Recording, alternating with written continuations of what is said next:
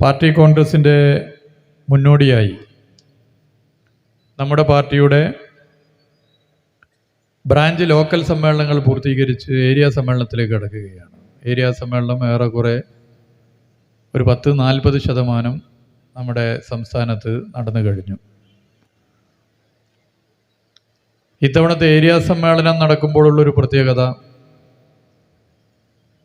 ഒരു ലോക്സഭാ തെരഞ്ഞെടുപ്പ് കഴിഞ്ഞ ഉടനെയാണ് പാർട്ടി സമ്മേളനങ്ങൾ ആരംഭിച്ചത് എന്നുള്ളതാണ്. ദ്വിമുഖ പ്രത്യേകതകളുള്ള നരേന്ദ്രമോദി നയിക്കുന്ന BJP ഗവൺമെൻറ് 2014-ലും 2019-ലും ലഭ്യമായത്ര കേവല ഭൂരിപക്ഷം പാർലമെൻറ്റിൽ സീറ്റുകൾ ലഭിക്കാതെയാണ് ഇത്തവണ അധികാരത്തിൽ വന്നത്. കേരളത്തിലാണെങ്കിലുള്ളൊരു പ്രത്യേകത, നമ്മുടെ പാർട്ടി നയിക്കുന്ന ഒരു സർക്കാർ ചരിത്രത്തിലാദ്യമായി 8.5 വർഷം പൂർത്തീകരിച്ച ഒരു ഘട്ടത്തിലാണ് ഇത്തവണത്തെ പാർട്ടി ഏരിയ സമ്മേളനം എന്നുള്ളതാണ്. 23-ാം പാർട്ടി കോൺഗ്രസിൻ്റെ ഭാഗമായി പാർട്ടി ഏരിയ സമ്മേളനം നടക്കുമ്പോൾ അന്ന് നമ്മളൊക്കെ പറഞ്ഞത്, നമ്മുടെ പാർട്ടിയുടെ നേതൃത്വത്തിൽ ഒരു തുടർ ഭരണം ചരിത്രത്തിൽ ആദ്യമായി വരുന്നു, ഒരു പാർട്ടി നയിക്കുന്ന ഒരു സർക്കാർ 5.5 വർഷമായി തുടർച്ചയായി ഭരിക്കുന്നു എന്നുള്ളത്. 24-ാം പാർട്ടി കോൺഗ്രസിൻ്റെ മുന്നോടിയായുള്ള ഏരിയ സമ്മേളനത്തിൽ നമ്മൾ പറയുന്നു, നമ്മുടെ പാർട്ടി നയിക്കുന്ന ഒരു സർക്കാർ ചരിത്രത്തിൽ ആദ്യമായി 8.5 വർഷം തുടർച്ചയായി ഭരിക്കുന്നു എന്നുള്ള പ്രത്യേകത. ഇനി 25-ാം പാർട്ടി കോൺഗ്രസിൻ്റെ ഭാഗമായി 3 വർഷം കഴിഞ്ഞാൽ നമ്മൾ പറയാൻ വേണ്ടി പോകുന്നു, അന്ന് എടപ്പാൾ ഏരിയ സമ്മേളനം നടക്കുമ്പോൾ നമ്മുടെ പാർട്ടി നയിക്കുന്ന ഒരു സർക്കാർ ചരിത്രത്തിൽ ആദ്യമായി 11.5 വർഷം തുടർച്ചയായി ഭരിക്കുന്ന ഒരു ഭരണം എന്നുള്ളത്.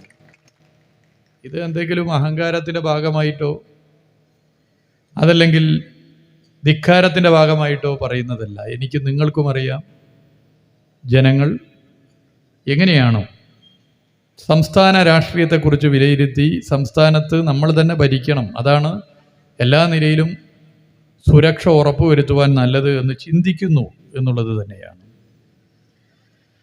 രാജ്യത്താണെങ്കിൽ കേരളം ഒരു ചെറിയ സംസ്ഥാനമാണെങ്കിലും കേരളം ഉയർത്തുന്ന സന്ദേശം വളരെ വലുതാണ്.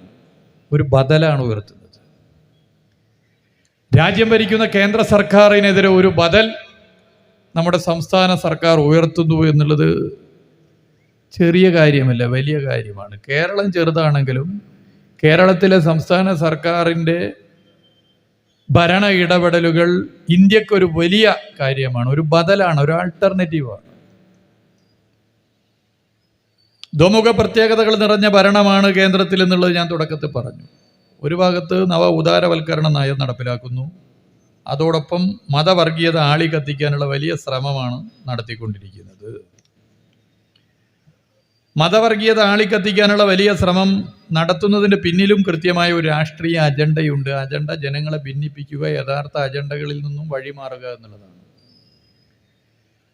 നവ ഉദാരവൽക്കരണ നയം ചെറു ന്യൂനപക്ഷം വരുന്ന അതിസമ്പന്നന്റെ താല്പര്യം മാത്രമാണ് കാത്തു സംരക്ഷിക്കുന്നത്. മഹാഭൂരിപക്ഷം വരുന്ന ജനങ്ങളും അതിൻ്റെ ഭാഗമായി കടുത്ത പ്രയാസം അനുഭവിക്കുന്നു.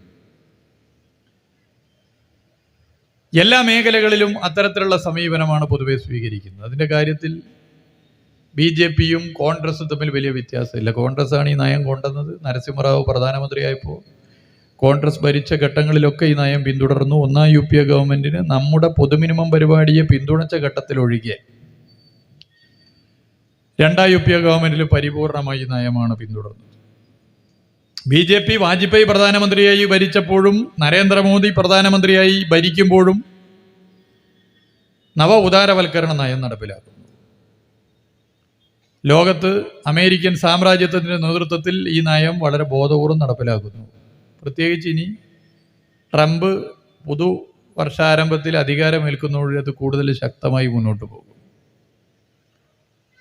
ലോകത്ത് ഇതിനെതിരെ ശക്തമായ ചെറുത്തുനിൽപ്പ് വരുന്നുണ്ട്. ഏകധ്രുവ ലോകം എന്നുള്ളതിന് ബദലായി ബഹുധ്രുവ ലോകം ശക്തിപ്പെട്ടു വരുന്നു. രാജ്യങ്ങൾ, പ്രസ്ഥാനങ്ങൾ, ഗ്രൂപ്പുകൾ, വ്യക്തികൾ ഒക്കെ തന്നെ ഇതിനെതിരെയുള്ള ശക്തമായ ചെറുത്തുനിൽപ്പ് നടത്തുന്നു. ഈ നയം മുന്നോട്ട് വെക്കുന്നത് ജനക്ഷേമ പ്രവർത്തനങ്ങളിൽ നിന്നും സേവന മേഖലകളിൽ നിന്നും സർക്കാർ പിൻവലിയണമെന്നുള്ളതാണ്. അതുകൊണ്ടാണ് ജനക്ഷേമ സേവന മേഖലകളിൽ, ജനക്ഷേമ പ്രവർത്തനങ്ങളിൽ നിന്നും സേവന മേഖലകളിൽ നിന്നും രാജ്യത്തെ നരേന്ദ്രമോദി സർക്കാർ പിൻവലിയുന്നത്, ഫണ്ട് വിനിയോഗിക്കാൻ തയ്യാറാകാത്തത്. ഇത് വലിയ നിലയിലേക്കുള്ള പ്രശ്നങ്ങൾ സൃഷ്ടിക്കുന്നു. തൊഴിലില്ലായ്മ അതിരൂക്ഷമാകുന്നു. തൊഴിൽ ശാലകൾ അടച്ചുപൂട്ടുന്നു. നിലവിലുള്ള തൊഴിലാളികളെ പിരിച്ചുവിടുമ്പോൾ പുതിയ തൊഴിൽ യുവത്വത്തെ സംബന്ധിച്ചിടത്തോളം സ്വപ്നം കാണാൻ വേണ്ടി പറ്റാത്ത സ്ഥിതി വരുന്നു. സേവന മേഖലകളിൽ സർക്കാർ പിൻവലിഞ്ഞതോടുകൂടി സ്വകാര്യ കോർപ്പറേറ്റ് കുത്തകകൾ കടന്നു വരുന്നു. വിലക്കയറ്റം അതിരൂക്ഷ പ്രശ്നമായി മാറുന്നു. പൊതുവിതരണ ശൃംഖലയെ ദുർബലപ്പെടുത്താൻ നവ ഉദാരവൽക്കരണ നയം പ്രത്യേകം നിർദ്ദേശം നൽകുന്നതുകൊണ്ട് കേന്ദ്ര സർക്കാർ അവിടെയും നോക്കുകുത്തിയായി മാറുന്നു. വിലക്കയറ്റം അതിരൂക്ഷ പ്രശ്നമാകുന്നു. കാർഷിക മേഖല തകർച്ചയുടെ ഏറ്റവും വല്ലാത്തൊരവസ്ഥയിലേക്ക് എത്തുന്നു. സമസ്ത മേഖലകളിലും പ്രശ്നങ്ങൾ വരും. ഇത് ഈ നയത്തിൻ്റെ ഭാഗമായിട്ടാണ്. എന്നാൽ ഇന്ത്യയിൽ ഒരേ ഒരു സംസ്ഥാനത്ത് മാത്രമാണ് 60 ലക്ഷം പേർക്ക് പെൻഷൻ നൽകുന്നത്. ആ സംസ്ഥാനത്തിൻ്റെ പേര് ഇടതുപക്ഷം ഭരിക്കുന്ന കേരളമാണെന്ന് വളരെ അഭിമാനത്തോടെ നമുക്ക് പറയാൻ സാധിക്കും. അതാണ് ബദൽ. അതാണ് ഇടതുപക്ഷ ബദൽ. എന്താണ് ഇടതുപക്ഷം ഭരിച്ചാൽ ഗുണം, എന്താണ് UDF ഭരിച്ചാൽ ഗുണം, എന്താണ് BJP ഭരിച്ചാൽ ഉള്ള വ്യത്യാസം എന്ന ചോദ്യത്തിൻ്റെ ഉത്തരങ്ങളാണിത്. ഇടതുപക്ഷം, നമ്മുടെ പാർട്ടി നയിക്കുന്ന സർക്കാർ ഈ രാജ്യത്തെയും ഈ സംസ്ഥാനത്തെയും ഭൂരിപക്ഷം വരുന്ന സാധാരണ ജനങ്ങളുടെ ജീവൽ പ്രശ്നങ്ങളെ തിരിച്ചറിഞ്ഞ് അതിന് പരിഹാരം കാണാൻ ഒരു ഉപകരണമായി ഭരണത്തെ ഉപയോഗിക്കുന്നു. അതാ വ്യത്യാസം. അതാണ് പ്രത്യേകത. ആ പ്രത്യേകതയാണ് കേരളത്തിൽ കാണാൻ പറ്റുന്നത്. രാജ്യത്ത് കാണാത്ത ചില പ്രത്യേകത. ഇപ്പോൾ ഞാൻ പറഞ്ഞല്ലോ, കോൺഗ്രസും BJPയും ഈ നയത്തിലൊരു വ്യത്യാസമില്ല. നമ്മൾ കൊണ്ടുവന്നതാ ക്ഷേമ പ്രവർത്തനം, നമ്മൾ കൊണ്ടുവന്നതാ പെൻഷൻ. 2011, 2016 UDF ഈ കേരളത്തിൽ ഭരിച്ചപ്പോൾ അന്ന് 60 ലക്ഷം പേർക്ക് പെൻഷൻ നൽകുന്നില്ല. അന്ന് പെൻഷൻ നൽകുന്നത് 34 ലക്ഷം പേർക്ക്. 2011, 2016 UDF ഭരിക്കുമ്പോൾ 34 ലക്ഷം പേർക്ക് പെൻഷൻ നൽകുന്ന തുക 1600 ആയിരുന്നില്ല, 600 രൂപയായിരുന്നു. എന്നിട്ട് കുടിശ്ശിക വരുത്തിയില്ലേ? കുടിശ്ശിക വരുത്തിയത് 1-2 മാസമാണോ? 24 മാസം, 2 കൊല്ലം പെൻഷൻ നൽകിയില്ല. പെൻഷൻ നൽകാൻ തയ്യാറായില്ല. അന്ന് ഇന്നത്തെ പോലെ കേന്ദ്ര സർക്കാർ സാമ്പത്തികമായി പ്രയാസപ്പെടുത്തുന്നില്ല. 2011 മുതൽ 2016 വരെ UDF ഭരിക്കുമ്പോൾ 2011 മുതൽ 2014 വരെ കോൺഗ്രസ് നയിക്കുന്ന 2 UPA ഗവൺമെന്റാണ് ഭരിക്കുന്നത്. അതാ പ്രത്യേകത. എല്ലാ നിലയിലും എല്ലാ സൗകര്യങ്ങളും ചെയ്തു കൊടുക്കുന്ന കേന്ദ്ര സർക്കാർ. 2014 മുതൽ 2016 വരെയും നരേന്ദ്രമോദിയുടെ നേതൃത്വത്തിലുള്ള NDA ഗവൺമെന്റ് ഒരു തരത്തിലും കേരളത്തെ ശ്വാസം മുട്ടിക്കുന്ന സമീപനം സ്വീകരിച്ചിട്ടില്ല സാമ്പത്തികമായി. എന്നിട്ടും പെൻഷൻ കുടിശ്ശിക വരുത്തി. എന്നാൽ ഇപ്പോൾ എല്ലാ നിലയിലും നമ്മളെ തകർക്കാൻ ശ്രമിക്കുകയാണ്. നമ്മുടെ ജനക്ഷേമ പ്രവർത്തനങ്ങളെ വലിയ നിലയിൽ ദുർബലപ്പെടുത്തുന്നു. ഞാനതിൻ്റെ എല്ലാ കണക്കെടുത്തിട്ടാണ് വന്നത്. കേരളത്തിൽ ഇന്ന് സാമ്പത്തിക രംഗത്തുണ്ടാകുന്ന പ്രതിസന്ധികളെ വളരെ ബോധപൂർവം വലതുപക്ഷ രാഷ്ട്രീയ ശക്തികൾക്ക് എല്ലാം സൗകര്യം ചെയ്തുകൊണ്ട് മാധ്യമ ഉടമകളുടെ രാഷ്ട്രീയ താല്പര്യം സംരക്ഷിക്കാൻ ഒരു പ്രചരണം നടക്കുന്നു. അത് ധനകാര്യ മിസ്മാനേജ്മെന്റ്. അതാണ് കേരളത്തിന്റെ പ്രശ്നം. കേരളത്തിന്റെ ധനകാര്യ മിസ്മാനേജ്മെന്റ് ആണ് കേരളത്തിലെ ഇന്ന് കാണുന്ന സാമ്പത്തിക പ്രയാസങ്ങൾക്ക് കാരണം. ഇതല്ലേ പറയുന്നത്? ധനകാര്യ മിസ്മാനേജ്മെന്റ് ആണോ പ്രശ്നം? നികുതി പിരിവിൽ കേരളം പിറകോട്ട് പോയോ? കണക്കല്ലേ ഉത്തരം പറയേണ്ടത്. കണക്കുകൾ പറയട്ടെ. 2024 പൂർത്തീകരണമാകാത്തത് കൊണ്ട് ഞാൻ അതിലേക്ക് കടക്കുന്നില്ല. 2022 അപേക്ഷിച്ച് 2023 സംസ്ഥാനത്തിന്റെ തനത് നികുതി വരുമാനം കുറയുകയാണോ കൂടുകയാണോ? കുറയുകയല്ല, കൂടുകയാണെന്ന് മാത്രമല്ല, 22% കൂടിയത്. 22% നികുതി വരുമാനം കൂടിയ സംസ്ഥാനങ്ങൾ ഇന്ത്യയിൽ അപൂർവമാണ്. നികുതി വരുമാനത്തിൽ വലിയ കുതിപ്പുണ്ടാക്കിയ സംസ്ഥാനങ്ങളുടെ പട്ടികയിൽ മുൻപന്തിയിലുള്ള സംസ്ഥാനത്തിന്റെ പേര് ഇടതുപക്ഷം ഭരിക്കുന്ന കേരളമാണെന്ന് അഭിമാനത്തോടെ നമുക്ക് പറയാൻ വേണ്ടി സാധിക്കും. അപ്പൊ എവിടെയാ ധനകാര്യ മിസ്മാനേജ്മെന്റ്? എവിടെയാണ് ധനകാര്യ മിസ്മാനേജ്മെന്റ്? ഇനി നികുതി ഇതര വരുമാനമാകട്ടെ 45% വർദ്ധിച്ചത്. എന്നിട്ടാണ് ഈ പ്രചരണം. ഈ പ്രചരണം ശക്തമായിട്ടല്ലേ നടക്കുന്നത്? കേരളത്തിലാകെ കുഴപ്പമാണ്, കേരളത്തിൻ്റെ ധനകാര്യ മാനേജ്മെൻറ്റിലാകെ തകർച്ചയാണ്, നികുതി പിരിക്കുന്നില്ല, ഇതൊക്കെയാണ് പ്രശ്നം. ഇതാണോ പ്രശ്നം? ഫെഡറൽ സംവിധാന തത്വങ്ങളുള്ള ഒരു രാജ്യത്ത് ഒരു കേന്ദ്ര സർക്കാർ ഒരു സംസ്ഥാന സർക്കാരിനെ എങ്ങനെയൊക്കെ സഹായിക്കാം? സഹായിക്കുക എന്ന് പറഞ്ഞാൽ ഔദാര്യമായിട്ടല്ല, ഏതൊരു സംസ്ഥാനത്തെയും പൗരന്റെ അവകാശം. എങ്ങനെയൊക്കെ 3 രീതികളിലാണ് നമുക്ക് ധനസഹായം കേന്ദ്ര സർക്കാരിന് നൽകാനാവുക ഭരണഘടന പ്രകാരം. ഒന്നാമത് ഫിനാൻസ് കമ്മീഷൻ തീർപ്പ് പ്രകാരമുള്ള നികുതി വിഹിതമാണ്. അതിലെന്തെങ്കിലും വർധനമുണ്ടായിട്ടുണ്ടോ? ഈ 2 വർഷത്തെ മാത്രം പരിശോധിച്ചു. 2022 13,000 കോടിയാണെങ്കിൽ 2023 13,000 കോടി. കാലടം കൂട്ടിയിട്ടില്ല. പല സംസ്ഥാനങ്ങളിലും കൂട്ടിയപ്പോൾ കേരളത്തിന് നികുതി വരുമാനം വർദ്ധിപ്പിക്കാൻ തയ്യാറായില്ല. കേന്ദ്രം നൽകേണ്ട തുകയിൽ വർധനവില്ല. രണ്ടാമത്തതോ, കേന്ദ്രം തരുന്ന ഗ്രാൻഡാണ്. ഗ്രാൻഡിന്റെ പ്രത്യേകത, ഗ്രാൻഡും വായ്പയും തമ്മിലുള്ള വ്യത്യാസം, ഗ്രാൻഡ് തിരിച്ചടക്കേണ്ട ആവശ്യം വരുന്നില്ല. വായ്പയാണെങ്കിൽ പലിശ അടക്കം തിരിച്ചടക്കണം. അതാണല്ലോ ഇപ്പം ഉണ്ടായൊരു വിവാദം. നമ്മുടെ ബഹുമാനപ്പെട്ട MLA മുൻ മന്ത്രി ഡോക്ടർ KT ജലീൽ ഈ സമ്മേളനത്തിലേക്ക് കടന്നു വരുന്നുണ്ട്.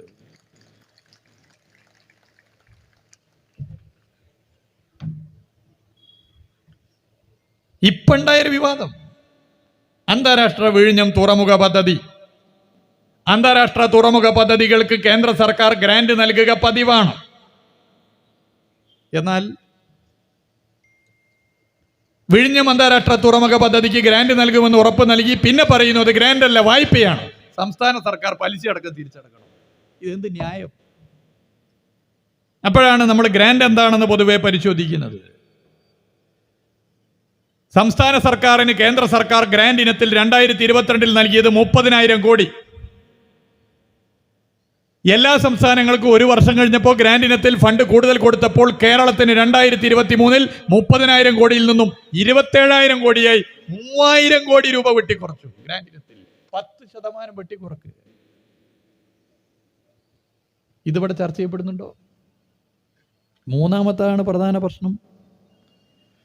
കേന്ദ്ര സർക്കാർ ഒരു സംസ്ഥാന സർക്കാരിനെ ഏറ്റവും നല്ല നിലയിൽ സഹായിക്കേണ്ട മൂന്നാമത്തെ സാധ്യത വായ്പ നൽകലാണ്. ഇവിടെയാണ് ഭീകരമായ ഇടിവ് ഉണ്ടായിട്ടുള്ളത്. അതിഭീകരമായ ഇടിവാണ് ഉണ്ടായിട്ടുള്ളത്. പാലക്കാട് BJPക്ക് വോട്ട് കുറഞ്ഞതിനേക്കാൾ വലിയ ഇടിവാണ്. 43,000 കോടി രൂപയായിരുന്നു വായ്പ എടുക്കാനുള്ള അനുമതി നൽകിയതെങ്കിൽ അത് ഒറ്റ വർഷം കൊണ്ട് 22,000 കോടിയാക്കി. ഒറ്റയടിക്ക് 50% വെട്ടിക്കുറച്ചു. 21,000 കോടി രൂപ വെട്ടിക്കുറച്ചു. അതായത് വായ്പ ഏതാണ്ട് നൽകുന്നതിൻ്റെ പകുതി വെട്ടിക്കുറച്ചു. ഇവിടെ നമ്മൾ ചർച്ച ചെയ്യേണ്ടേ 3 രീതിയിലാണ് കേന്ദ്ര സർക്കാർ നമ്മളെ സഹായിക്കേണ്ടത്. ഈ 3 രീതിയിലും സഹായിക്കേണ്ട കേന്ദ്ര സർക്കാർ നമ്മളെ കൈകാര്യം ചെയ്യുന്നു. നമ്മളാണെങ്കിൽ നികുതി പിരിവിൽ മുന്നിലേക്ക് വരുന്നു, ധനകാര്യ മിസ്മാനേജ്മെന്റ് ഇല്ലാതെ ഈ പ്രതിസന്ധിയിൽ നിൽക്കുന്നു. കേന്ദ്രം പിരിക്കുന്ന നികുതിയുടെ 25% ഇപ്പം നമുക്ക് ലഭിക്കുന്നുള്ളൂ. ദൗർഭാഗ്യകരമാണ്. നികുതി വിഹിതം ഭരണഘടനാപരമായ നമ്മുടെ അവകാശമാണ്. ഉത്തർപ്രദേശ് പോലുള്ള സംസ്ഥാനങ്ങൾക്ക് അവരിൽ നിന്നും പിരിക്കുന്ന നികുതിയുടെ വലിയൊരു ശതമാനം കൊടുക്കുന്നു. അപ്പോൾ പലരും പറയുന്നു ഉത്തർപ്രദേശ് കേരളത്തെക്കാൾ കൂടുതൽ ജനസംഖ്യയുള്ളത് അല്ലേ? ആയിക്കോട്ടെ, ജനസംഖ്യയാണോ ഇതിൻ്റെ മാനദണ്ഡം? അങ്ങനെയാണെങ്കിൽ കേരളത്തെക്കാൾ ചെറിയ സംസ്ഥാനങ്ങൾക്ക് ഇതിലധികം കൊടുക്കുന്നില്ലേ? എന്ത് ന്യായമുള്ളത്? ഇങ്ങനെയുള്ള അനീതി നടക്കുകയാണ്. ഈ അനീതിക്കകത്ത് നിന്നുകൊണ്ടാണ് നമ്മൾ ഫൈറ്റ് ചെയ്യുന്നത്. ഇങ്ങനെ നമ്മളെ സാമ്പത്തികമായി കഴുത്ത് ഞെരിച്ച് ഇല്ലാതാക്കാനുള്ള ശ്രമം നടക്കുമ്പോൾ ആ പരിമിതിക്കകത്ത് നിന്നുകൊണ്ടാണ് പ്രിയപ്പെട്ടവരെ 60 ലക്ഷം പേർക്ക് മുടങ്ങാതെ 1,600 രൂപ നൽകാൻ ഇടതുപക്ഷ സർക്കാർ തയ്യാറാകുന്നു. ഇത് ഈ നാട്ടിൽ ശരിയായ അർത്ഥത്തിൽ ചർച്ച നടക്കുന്നുണ്ടോ? ലൈഫ് പദ്ധതിയിൽ 4 ലക്ഷത്തിലധികം പേർക്ക് വീട് വെച്ച് നൽകുന്നു. ഇന്ത്യയിൽ ഏത് സംസ്ഥാനമുണ്ട് ഇടതുപക്ഷം ഭരിക്കുന്ന കേരളമല്ലാതെ? സേവന മേഖലകളിൽ ഒരു സംസ്ഥാന സർക്കാർ കൂടുതൽ ഫണ്ട് വിനിയോഗിക്കുന്നത് മറ്റേത് സംസ്ഥാനത്തുണ്ട്? നമ്മുടെ രാജ്യത്തുണ്ടോ ഇടതുപക്ഷം ഭരിക്കുന്ന കേരളമല്ലാതെ? പൊതുവിദ്യാഭ്യാസ ശാക്തീകരണത്തിന്റെ ഭാഗമായി സർക്കാർ സ്കൂളുകളുടെ ചിത്രം എന്തിപ്പോ? മുഖച്ഛായ മാറിയില്ലേ? ഹൈടെക് ക്ലാസ് മുറികളായി മാറിയില്ലേ? പൊതുജനാരോഗ്യ സമ്പ്രദായത്തെ ശക്തിപ്പെടുത്തുന്നതിന്റെ ഭാഗമായി കാത്ത് ലാബുകൾ, എല്ലാ സംവിധാനങ്ങൾ അടങ്ങിയ പ്രാഥമികാരോഗ്യ കേന്ദ്രം മുതൽ മെഡിക്കൽ കോളേജ് വരെയുള്ള സർക്കാർ ആശുപത്രികളുടെ മുഖച്ഛായ ഈ 8.5 വർഷത്തിനിടയിൽ മാറ്റിയില്ലേ? അതാണ് ഇടതുപക്ഷ ബദൽ. ഏത് സംസ്ഥാനത്തുണ്ട് ഇങ്ങനെ? നിങ്ങൾ മറ്റ് സംസ്ഥാനങ്ങളിൽ സഞ്ചരിച്ചവർ ഇവിടെ ഉണ്ടാകും. യുവജന സംഘടനാ പ്രവർത്തനത്തിന്റെ ഭാഗമായി പല സംസ്ഥാനങ്ങളിൽ പോകുമ്പോൾ അന്വേഷിച്ചിരുന്ന 2 കാര്യങ്ങളാണ്. ഒന്ന്, അവിടങ്ങളിലെ സഹകരണ പ്രസ്ഥാനങ്ങളുടെ സ്ഥിതി. 2, അവിടങ്ങളിലെ ധർമാശുപത്രികളുടെ സ്ഥിതി. സഹകരണ പ്രസ്ഥാനം ദുർബലാണ്, പലിശ കൊള്ള സംഘാടനം അവിടെ വിലസുന്നത്, സംസ്ഥാന സർക്കാരുകൾ അതിന് സൗകര്യം ചെയ്തു കൊടുക്കുന്നു. ധർമാശുപത്രികളുടെ സ്ഥിതിയോ? സാധാരണക്കാരന് ഒരു അസുഖം വന്നാൽ പോകേണ്ട സർക്കാർ ആശുപത്രിയിൽ ഒരു സജ്ജീകരണവുമില്ല, പോവാൻ പറ്റില്ല. പണമുള്ളവർക്ക് മാത്രം ചികിത്സ, പണമുള്ളവർക്ക് മാത്രം വിദ്യാഭ്യാസം. ഇങ്ങനെ ഇന്ത്യയും ഇന്ത്യയിലെ മറ്റ് സംസ്ഥാനങ്ങളും മാറുമ്പോഴാണ് ഇടതുപക്ഷ ബദൽ അത് കേരളത്തിൽ നടപ്പിലാക്കി നമ്മൾ മുന്നോട്ട് പോകും. ഇപ്പോൾ കിഫ്ബി നമ്മൾ ചർച്ച ചെയ്യപ്പെടുന്ന ഒരു കാര്യമാണല്ലോ. കഴിഞ്ഞ LDF സർക്കാരിന്റെ കാലത്ത് വികസന പദ്ധതിയായി കിഫ്ബിയെ മാറ്റി ഇന്ന് കേരള വികസനത്തിലെ നിർണായക പങ്കുള്ള സ്ഥാപനമായി കിഫ്ബി മാറിയില്ലേ? ഈ 8 വർഷത്തിനിടയിൽ 223 റോഡുകൾ, 91 പാലങ്ങൾ, 57 റെയിൽവേ മേൽപ്പാലങ്ങൾ, 15 ഫ്ലൈ ഓവറുകൾ, ഒരു അടിപ്പാത എന്നിവയൊക്കെ 18,445 കോടി രൂപ ചെലവഴിച്ച് നിർമ്മിച്ചത് കിഫ്ബി വഴിയാണ്. ഇത് ഒരു സർവകാല റെക്കോർഡല്ലേ? മലയോര ഹൈവേ കേരളത്തിന്റെ 13 ജില്ലകളിലൂടെ കേരളത്തിന്റെ കാർഷിക മേഖലക്കും ടൂറിസം മേഖലക്കും കുതിപ്പിന് കാരണമാകുന്ന 1200 കിലോമീറ്റർ വരുന്ന മലയോര ഹൈവേ കിഫ്ബി പദ്ധതിയിൽ. തീരദേശ ഹൈവേ വരാൻ പോകുന്നു.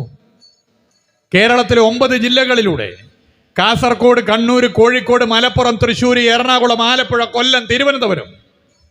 മറ്റ് 5 ജില്ലകളോട് വിരോധം ഉണ്ടായിട്ടല്ല, അവിടെ കടലിലായിട്ടാണ്. ബാക്കി 9 ജില്ലകൾ ഇനി അവിടെ ഹർത്താൽ നടത്താൻ UDF തയ്യാറാകരുത്. 9 ജില്ലകളിലൂടെ കടന്നു പോകുന്ന 600ഓളം കിലോമീറ്റർ വരുന്ന തീരദേശ ഹൈവേയിൽ ഓരോ 50 കിലോമീറ്ററും കംഫർട്ട് സ്റ്റേഷനുകൾ, ടൂറിസ്റ്റ് കേന്ദ്രങ്ങൾ. എത്ര സൗകര്യവും കിഫ്ബി പദ്ധതിയാണ്. 10 പുതിയ കാത്ത് ലാബുകൾ ആരോഗ്യ മേഖലയിൽ, 44 ജനറൽ ആശുപത്രികളിൽ പുതിയ ഡയാലിസിസ് സെന്ററുകൾ, എല്ലാ നിയമസഭാ മണ്ഡലങ്ങളിലും ഐസൊലേഷൻ വാർഡുകൾ. ഇവയൊക്കെ കിഫ്ബി പദ്ധതിയാണ്. വിദ്യാഭ്യാസ മേഖലയിൽ ഹൈടെക് ആക്കിയ 44,705 ക്ലാസ് മുറികൾ, 11,257 സ്കൂൾ ലാബുകൾ, 268 സ്കൂൾ കെട്ടിടങ്ങൾ എന്നിവയും കിഫ്ബി മുതൽ മുടക്കാണ്. K-ഫോൺ, ട്രാൻസ്ക്രിപ്റ്റ്, വൈദ്യുത പ്രസരണ വിതരണ ശൃംഖല, ഇതൊക്കെ കിഫ്ബി പദ്ധതി തന്നെയാണ്. ഇൻഡസ്ട്രിയൽ പാർക്കുകൾ, കേന്ദ്രം വിൽക്കാൻ വെച്ച പൊതുമേഖലാ സ്ഥാപനങ്ങൾ വാങ്ങുന്നതിനുള്ള പണം കണ്ടെത്തൽ, ഇങ്ങനെ പോകുന്നു കിഫ്ബി. കളിക്കളങ്ങൾ, സാംസ്കാരിക നിലയങ്ങൾ, ഇതല്ലേ പ്രത്യേകത. വികസന പ്രവർത്തനങ്ങളിൽ നമുക്ക് എടുത്തു പറയാൻ പറ്റുന്ന വികസന പ്രവർത്തനങ്ങളിൽ ഒന്ന് ദേശീയപാത 66 ഞാനിപ്പോൾ വരുന്നതിന് മുമ്പ് അതിൻ്റെ ഒരു പ്രവൃത്തിയെക്കുറിച്ച് പരിശോധന നടത്തി. അവിടെ ഇറങ്ങി ഒന്ന് കാണുകയും ചെയ്തു. എന്തായിരുന്നു UDF ഭരിക്കുമ്പോൾ? കാസർഗോഡ് മുതൽ തിരുവനന്തപുരം വരെ 45 മീറ്റർ 6 വരി മലയാളിയുടെ ചിരകാല സ്വപ്നമാണ്. കാരണം ഗതാഗത കുരുക്കിൽ വീർപ്പുമുട്ടുന്ന നാടാണ് കേരളം. വീതിയുള്ള റോഡിന് ഭൂമിയില്ല. ഇനി ഭൂമി വാങ്ങണമെങ്കിൽ വലിയ പണം കൊടുക്കണം. വാഹനപ്പെരുപ്പമാണെങ്കിൽ അതിഭീകരം. ജനസാന്ദ്രതയുടെ കാര്യത്തിൽ ദേശീയ ശരാശരിയേക്കാൾ 1/3 കൂടുതലാണ് കേരളത്തിൽ. സംസ്ഥാന സർക്കാരിന് അതൊന്നും നോക്കാൻ UDF ഭരിക്കുമ്പോൾ നേരണ്ടായില്ല. കെടുകാര്യസ്ഥതയുടെ പര്യായമായ UDF സർക്കാരിന്റെ നിലപാട് കാരണം national highway authority of India NH66 ഓഫീസും പൂട്ടിപ്പോയി. 2016 തെരഞ്ഞെടുപ്പിനെ നേരിടുമ്പോൾ LDF പ്രകടന പത്രികയിൽ എഴുതി വെച്ചു, ഞങ്ങൾ അധികാരത്തിൽ വന്നാൽ മുടങ്ങിക്കിടക്കുന്ന NH66 പ്രവൃത്തി ഏറ്റെടുത്ത് നടപ്പിലാക്കും. LDF അധികാരത്തിൽ വന്നു. സഖാവ് പിണറായി വിജയൻ കേരളത്തിന്റെ മുഖ്യമന്ത്രിയായി പ്രധാനമന്ത്രിയുമായി നിതിൻ ഗഡ്കരിയുമായും ചർച്ച ചെയ്തു. പ്രശ്നം ഭൂമി ഏറ്റെടുക്കലാണ്, കാലണ കൂടുതൽ തരാൻ സാധിക്കില്ല എന്നൊരു വിചിത്രമായ നിലപാട് കേന്ദ്ര സർക്കാർ സ്വീകരിച്ചു. സംസ്ഥാന സർക്കാരിന് മുന്നിൽ ഇനി 2 വഴികളേ ഉണ്ടായിരുന്നുള്ളൂ. സംസ്ഥാന സർക്കാരിന് മുന്നിലുള്ള രണ്ടേ രണ്ട് വഴികൾ. ഒന്നെങ്കിൽ ഈ പദ്ധതി ഉപേക്ഷിക്കുക, കാരണം പണമില്ല. ദേശീയപാത വികസനം കേന്ദ്ര സർക്കാരാണ് ഫണ്ട് തരിക, സംസ്ഥാന സർക്കാരിന് ഫണ്ട് ചെലവഴിക്കാൻ പറ്റില്ല, ഇതുവരെ ഇന്ത്യയിൽ ചെലവഴിച്ചിട്ടില്ല. അപ്പം പിന്നെ പണം തരാൻ പറ്റില്ലെന്ന് പറഞ്ഞാൽ പിന്നെ പദ്ധതി മുടങ്ങും. രണ്ടാമത്തെ വഴി സംസ്ഥാനം പണം കണ്ടെത്തുക. ഇന്ത്യയുടെ ചരിത്രത്തിൽ അതുവരെ ദേശീയപാത വികസനത്തിന് ഒരു സംസ്ഥാന സർക്കാർ പണം കണ്ടെത്തിയിട്ടില്ല. എന്നാൽ നാടിനാവശ്യമായ ഒരു പദ്ധതിയാണെന്ന് കണ്ടാൽ എന്ത് പ്രതിസന്ധി ഉണ്ടെങ്കിലും അത് നടപ്പിലാക്കുമെന്ന് പ്രഖ്യാപിക്കുന്ന ഒരു സർക്കാർ പ്രഖ്യാപനം നടത്തിയാൽ, പറഞ്ഞു കഴിഞ്ഞാൽ നടപ്പിലാക്കാൻ ഏത് പ്രതിസന്ധിയെയും മുറിച്ചു കടക്കുന്ന സർക്കാർ, അതാണ് LDF സർക്കാർ എന്നുള്ളത് കൊണ്ട് തന്നെ ആ പദ്ധതിക്ക് പണം കണ്ടെത്താൻ സർക്കാർ തീരുമാനം കൈക്കൊണ്ടു. ഇന്ത്യയുടെ ചരിത്രത്തിലാദ്യമായി ഭൂമി ഏറ്റെടുക്കലിന് ഒരു സംസ്ഥാന സർക്കാർ പണം കണ്ടെത്താൻ തീരുമാനിച്ചു. 1-2 കോടിയല്ല, 100-200 കോടിയല്ല, 500-1000 കോടിയല്ല, 5600 കോടി രൂപ. എത്രയെത്ര പദ്ധതികൾക്ക് മാറ്റിവെച്ച പണമാണ് അതിന് ചെലവഴിക്കാൻ തീരുമാനിച്ചത്. അത് കിഫ്ബി ഫണ്ടാണ്. ഇങ്ങനെ കേരളത്തിന്റെ പശ്ചാത്തല വികസന മേഖല ഉൾപ്പെടെ എല്ലാ മേഖലകളിലും വികസന കുതിപ്പിന് കാരണമാകുന്ന നിലയിൽ നമുക്ക് മാറാൻ പറ്റി. അപ്പോഴാണ് ഇനി നിങ്ങൾ ഇങ്ങനെ അങ്ങോട്ട് മുന്നോട്ട് പോകണ്ട, നിങ്ങൾ ഞങ്ങളുടെ രാഷ്ട്രീയ നിലപാടിനെ എല്ലാ നിലയിലും എതിർക്കുന്നവരാണ്, നിങ്ങൾ ഈ രാജ്യത്തിന്റെ ഫെഡറൽ സംവിധാന തത്വങ്ങൾ ലംഘിക്കുന്നതിനെതിരെ പരസ്യമായി ആദ്യം പ്രതികരിച്ചവരാണ്. ഓർമ്മയില്ലേ പൗരത്വ നിയമം? RSS കേന്ദ്രങ്ങളെ ഞെട്ടിപ്പിച്ച സംഭവം. പൗരത്വ നിയമം നടപ്പിലാക്കാനുള്ള തീരുമാനം കൈക്കൊണ്ടപ്പോൾ ഒരു സംസ്ഥാന നിയമസഭയിൽ ഒരു മനുഷ്യൻ എഴുന്നേറ്റ് നിന്ന് പറഞ്ഞു, ഇത് ഭരണഘടനാ വിരുദ്ധമാണ്, ഭരണഘടനാ വിരുദ്ധമായ ഒരു നിലപാട് ഈ സംസ്ഥാനത്ത് നടപ്പിലാക്കാൻ ഞങ്ങൾ അനുവദിക്കില്ല. ആ മനുഷ്യന്റെ പേര് സഖാവ് പിണറായി വിജയനാണ്, കേരളത്തിന്റെ മുഖ്യമന്ത്രി. അത് ഇടതുപക്ഷത്തിന്റെ നിലപാടാണ്, CPIM-ന്റെ സമീപനമാണ്, അതിന്റെ ഭാഗമായി വിളിച്ചു പറഞ്ഞതാണ്. അതുകൊണ്ടാണ് ഒരു ഭാഗത്ത് തലക്ക് 1 കോടി ഇനാം പ്രഖ്യാപിച്ചതും. ഇടതുപക്ഷ സർക്കാരാണ് ഈ കേരളത്തിൽ ഭരിക്കുന്നത്, അതുകൊണ്ട് കാലണ നൽകാനാകില്ല എന്ന സമീപനം BJP ഇപ്പോൾ സ്വീകരിക്കുന്നത് നമ്മളെടുക്കുന്ന രാഷ്ട്രീയ നിലപാടിന്റെ ഭാഗമായിട്ടാണ്. നമ്മൾ ഉയർത്തുന്ന ബദൽ കാഴ്ചപ്പാടിൽ വിരളി പിടിച്ചിട്ടാണ് നമുക്ക് തരേണ്ട ഫണ്ട് തരാത്ത സ്ഥിതി വരുന്നു. ഇപ്പൊ അവിടെ കൊണ്ട് നിർത്തിയോ? പ്രകൃതി ദുരന്തത്തിൽ ആരെങ്കിലും ഇങ്ങനെ രാഷ്ട്രീയ പകപോക്കൽ സമീപനം സ്വീകരിക്കുമോ? ചൂരൽമല ദുരന്തം എന്റെയും നിങ്ങളുടെയും മനസ്സിൽ ഉണങ്ങാത്ത മുറിവാണത് സൃഷ്ടിച്ചത്. ഞാൻ ഓർക്കുന്നു, ഷിലൂരിൽ നമ്മുടെ പ്രിയപ്പെട്ട അർജുനെ കാണാത്തതുമായി ബന്ധപ്പെട്ട രക്ഷാദൗത്യ പ്രവർത്തനത്തിൽ പോയി നോക്കണമെന്ന് സർക്കാർ തീരുമാനിച്ചതിൻ്റെ ഭാഗമായി ഞങ്ങൾ 2 മന്ത്രിമാരവിടെ പോയി. അതിനുശേഷം കുറച്ച് ദിവസം കഴിഞ്ഞ് തിരുവനന്തപുരത്തേക്ക് മടങ്ങുമ്പോൾ ട്രെയിനിൽ വരുമ്പോൾ പുലർച്ചയ്ക്ക് ട്രെയിന് തിരുവനന്തപുരത്ത് എത്താൻ നേരത്താണ് ഫോൺ വരുന്നത്, ഇങ്ങനെ ചൂരൽമല ദുരന്തമുണ്ടായിട്ടുണ്ട്, അടിയന്തരമായി അങ്ങോട്ട് പോകണം എന്ന് കേരളത്തിൻ്റെ ബഹുമാനപ്പെട്ട മുഖ്യമന്ത്രി തന്നെ വിളിച്ചു പറയുക. ഞങ്ങൾ ചുമതലപ്പെടുത്തിയ 4 മന്ത്രിമാരവിടെ പോയി. എന്താ അവിടുത്തെ രംഗം? ആളുകളാകെ വൈകാരികമായി നിൽക്കും, സ്വാഭാവികമാണ്. നിരവധി മനുഷ്യരെ നഷ്ടപ്പെട്ടു. മനുഷ്യന്റെ ശരീരത്തിന്റെ പല ഭാഗങ്ങളിങ്ങനെ പലയിടങ്ങളിലും കാണും. അപ്പോഴും രക്ഷാദൗത്യത്തിൽ അവിടുത്തെ നാട്ടുകാർ തന്നെ മുൻകൈയെടുക്കുന്നു. ആരാ ഈ നാട്ടുകാർ? ആ മനുഷ്യർ വീട്ടിൽ 1, 2, 3 പേരെ നഷ്ടപ്പെട്ടവരാണ്. ബാപ്പയെ നഷ്ടപ്പെട്ടവൻ, കുട്ടിയെ നഷ്ടപ്പെട്ടവൻ, ഭാര്യയെ നഷ്ടപ്പെട്ടവൻ, ഇവരൊക്കെ രക്ഷാദൗത്യത്തിൽ പങ്കെടുക്കുകയാണ്. ആ വേദന മനസ്സിൽ കടിച്ചു പിടിച്ച് കക്ഷി രാഷ്ട്രീയ ഭേദമന്യേ എല്ലാവരും ഒന്നിക്കുകയാണ്. അതാണ് കേരളത്തിന്റെ പ്രത്യേകത. പ്രധാനമന്ത്രി അവിടെ എത്തിയില്ലേ? കുറച്ച് ദിവസം കഴിഞ്ഞപ്പോൾ പ്രധാനമന്ത്രി വന്നു, മുഖ്യമന്ത്രിക്കൊപ്പം ചില സ്ഥലങ്ങൾ സന്ദർശിച്ചു. എന്നിട്ട് ഞങ്ങൾ ഒരു 12 പേരുണ്ട്, ഞങ്ങൾ ഈ ചുമതലപ്പെടുത്തിയ മന്ത്രിമാരും പ്രധാനപ്പെട്ട ഉദ്യോഗസ്ഥരും 1-2 കേന്ദ്രമന്ത്രിമാരും അടങ്ങിയ ഒരു യോഗം വിളിച്ചു. പ്രധാന ചീഫ് സെക്രട്ടറി ഉൾപ്പെടെയുള്ള ഉദ്യോഗസ്ഥർ, മുഖ്യമന്ത്രിയും പ്രധാനമന്ത്രിയും സന്ദർശിച്ച് വന്നതിന് ശേഷം അവരിരുന്നു കൊണ്ട് കേരളത്തിന് നിലപാട് പറഞ്ഞു. L3 കാറ്റഗറിയിൽ പെടുത്തണം. കാരണം ഒരു സംസ്ഥാനത്തിന് മാത്രം കൈകാര്യം ചെയ്യാൻ വേണ്ടി പറ്റുന്ന പ്രശ്നമല്ല ഇത്. L3 കാറ്റഗറിയിൽ പെടുത്തിയാൽ മാത്രമേ നമുക്കിതിനെ അതിജീവിച്ച് മുന്നോട്ട് പോകാൻ എളുപ്പത്തിൽ സാധിക്കൂ.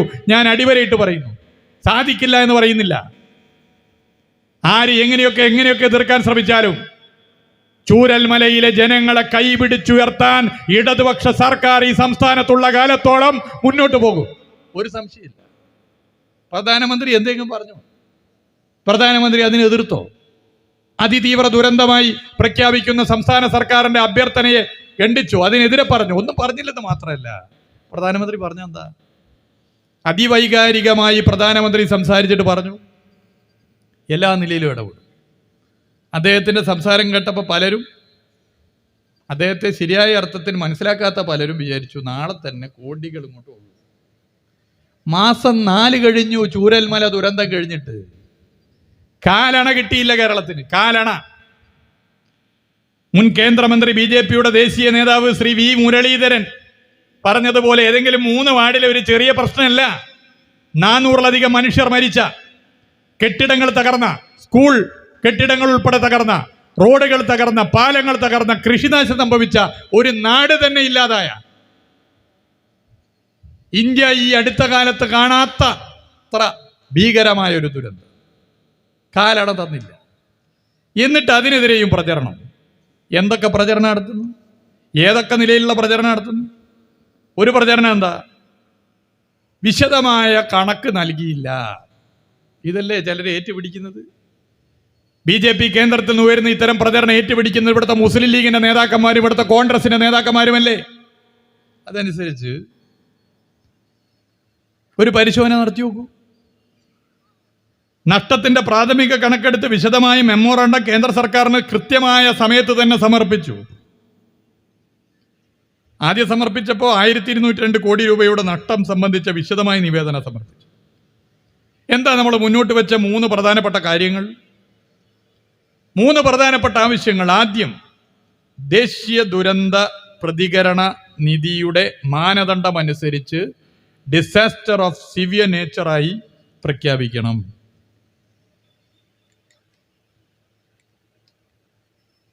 അതിൽ ഈ പറയുന്ന NDRF മാനദണ്ഡം അനുസരിച്ച് 4 വിധത്തിലാണ് ദുരന്തങ്ങളെ പ്രഖ്യാപിക്കുക. അതാണ് ഞാൻ നേരത്തെ പറഞ്ഞത്. L0 അത് സാധാരണ ദുരന്തം, L1 ഒരു ജില്ലക്ക് തന്നെ പരിഹരിക്കാൻ പറ്റുന്ന ദുരന്തം, L2 ഒരു സംസ്ഥാനത്തിന് മാത്രം പരിഹരിക്കാൻ പറ്റുന്ന ദുരന്തം, L3 അതാണ് ഡിസാസ്റ്റർ ഓഫ് സിവിയർ നേച്ചർ, അതിതീവ്ര ദുരന്തമായി പ്രഖ്യാപിക്കും. ഒരു സംസ്ഥാനത്തിന് മാത്രം നിയന്ത്രിക്കാൻ പറ്റാത്ത ദുരന്തം, നിർബന്ധമായും കേന്ദ്ര സഹായത്താലും കൂടി പരിഹരിക്കേണ്ട വിധത്തിലുള്ളത്. ഈ വിഭാഗത്തിൽപ്പെടുത്തിയാൽ പുനരധിവാസത്തിന് കൂടുതൽ തുക വിവിധ അന്തർദേശീയ ബഹുരാഷ്ട്ര സ്ഥാപനങ്ങളിൽ നിന്ന് കണ്ടെത്താൻ സംസ്ഥാന സർക്കാരിന് സാധിക്കും. മുമ്പങ്ങനെ കിട്ടിയിട്ടുണ്ട്. ഓക്കിയും 2018 പ്രളയവും L3 പട്ടികയിൽപ്പെടുന്ന ദുരന്തമായാണ് പ്രഖ്യാപിച്ചത്. എന്നാൽ ഇവിടെ അത് പറ്റില്ല എന്ന മനുഷ്യത്വ വിരുദ്ധ സമീപനം സ്വീകരിക്കുന്നു. ഇത് വലിയൊരു വിഷയമായി മാറുന്നു. രണ്ടാമത്തെ പ്രധാനപ്പെട്ട ആവശ്യം, സെക്ഷൻ 13 പ്രകാരം ദുരന്തബാധിതരുടെ എല്ലാ വായ്പകളും എഴുതിത്തള്ളണം. ദുരന്ത നിവാരണ നിയമത്തിന്റെ സെക്ഷൻ 13. കാരണം കർഷകരുണ്ട്, കൃഷിഭൂമി ആകെ തകർന്നു, വീട്ടിന്റെ വരുമാനമായ നാഥനില്ല, നഷ്ടപ്പെട്ടു, പരിക്ക് പറ്റി. എന്തായിരുന്നു അവിടെ സ്വകാര്യ ബാങ്കുകളെടുത്ത സമീപനം? സംഭവം ഉണ്ടായ 2-ാം ദിവസം ഒരു വീട്ടിൽ, ഒരു ബാപ്പയെ നഷ്ടപ്പെട്ട ഒരു വീട്ടിൽ മകന് ഫോൺ വരികയാണ്, ഞാൻ ഇന്ന ബാങ്കിൽ നിന്നാണ്, ഇന്ന ആളാണ്, ബാങ്കിൻ്റെ റിക്കവറി സെക്ഷൻ എന്നാണ്, ബാപ്പ മരിച്ചതിൽ ദുഃഖം രേഖപ്പെടുത്തുന്നു, അതോടൊപ്പം നിങ്ങൾ ഇത്ര പൈസ അടക്കാനുണ്ട്, അതിൻ്റെ പലിശ കൂടി നാളെ തന്നെ അടക്കണം, ഇല്ലെങ്കിൽ ജപ്തി ചെയ്യും. ആള് മരിച്ചെടുക്കുക, വീട്ടിൽ 2-3 ആൾ മരിച്ചെടുക്കുന്ന വീട്ടിൽ വിളിച്ച് ഫോൺ ചെയ്യുകയാണ്. ഒരു മനുഷ്യന് പറ്റുമോ? നവ ഉദാരവൽക്കരണ നയത്തിന്റെ ഭാഗമായി വന്ന പുതിയ ബാങ്കിങ് സംസ്കാരത്തിന്റെ ഉൽപ്പന്നമാണിതൊക്കെ. എന്നാൽ അവിടെ കാലണ വായ്പ തിരിച്ചടക്കേണ്ടതില്ല, ഈ പ്രശ്നത്തിന് പരിഹാരം കാണാതെ എന്നുള്ളൊരു പ്രഖ്യാപനം നടത്തിയ ഒരു സർക്കാരുണ്ട്. അത് LDF സർക്കാരാണ്. അതാണ് അതിന്റെ പ്രത്യേകത. വായ്പ എഴുതിത്തള്ളണ്ടേ? സെക്ഷൻ 13 പ്രകാരം വായ്പ എഴുതിത്തള്ളണം, ന്യായമായ ആവശ്യം. ഈ ആവശ്യങ്ങളൊന്നും പരിഗണിച്ചിട്ടില്ല, ഒരാവശ്യവും പരിഗണിക്കാൻ തയ്യാറായിട്ടില്ല. എന്നാൽ നിങ്ങൾ നോക്കണം, ഇതിന് ശേഷം പല സംസ്ഥാനങ്ങളെയും സഹായിച്ചു. അതിലൊന്നും ആരും എതിരല്ല, അവിടെയും മനുഷ്യന്മാരാണ്, അവരൊക്കെ സഹായിക്കുന്നത്. സെപ്റ്റംബർ 7 വെള്ളപ്പൊക്കമുണ്ടായ തെലങ്കാനയിൽ കെടുതികൾ അവലോകനം ചെയ്യാനെത്തിയ കേന്ദ്ര കൃഷിമന്ത്രി ശിവരാജ് ചൗഹാൻ തെലങ്കാന സംസ്ഥാനത്തിനും ആന്ധ്രാപ്രദേശ് സംസ്ഥാനത്തിനുമായി 3448 കോടി രൂപ പ്രഖ്യാപിച്ചു. ത്രിപുരയോടൊരു പ്രത്യേക സ്നേഹമാണല്ലോ BJPക്കും. ത്രിപുര എന്ന് പറയുമ്പോൾ ഒരു ആവേശമാണ് ഇവിടുത്തെ കോൺഗ്രസിനും മുസ്ലിം ലീഗിനും. കാരണം നമ്മളെ പരാജയപ്പെടുത്തി. BJP വന്നാലും വേണ്ടിയില്ല.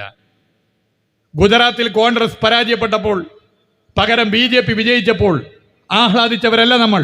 എന്നാൽ ത്രിപുരയിൽ നമ്മൾ പരാജയപ്പെട്ടപ്പോൾ BJP അധികാരത്തിൽ വന്നപ്പോൾ നമ്മൾ പരാജയപ്പെട്ടതിൽ ആഹ്ലാദ നൃത്തം ചവിട്ടിയവരാണ് ഇവിടുത്തെ മുസ്ലിം ലീഗിന്റെയും കോൺഗ്രസിന്റെയും നേതാക്കന്മാർ. അതാണ് വ്യത്യാസം. അതാണ് നമ്മൾ അവരും തമ്മിലുള്ള വ്യത്യാസം. അപ്പൊ ത്രിപുരയോടൊരു പ്രത്യേക സ്നേഹമാണ്. ത്രിപുരക്ക് കൊടുത്തത് കിടക്കട്ടെ 40 കോടി, ആസാമിനും സിക്കിമിനുമായി 11,000 കോടി, ഇങ്ങനെ പ്രത്യേക സഹായമായി അനുവദിച്ചു. അതിലൊന്നും കൊടുക്കേണ്ടത് നമ്മൾ പറയുന്നില്ല.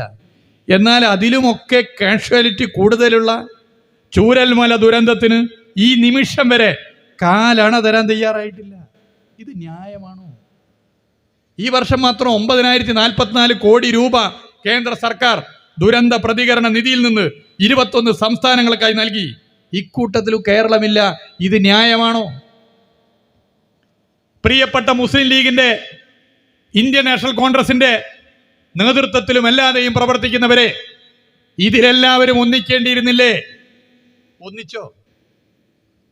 ഇത് കേരളത്തിന്റെ പ്രശ്നമല്ലേ? CPIM ഏരിയ സമ്മേളനത്തിന്റെ പ്രകടനത്തിൽ വരുന്നവരുടെ മാത്രം വികാരമാണോ?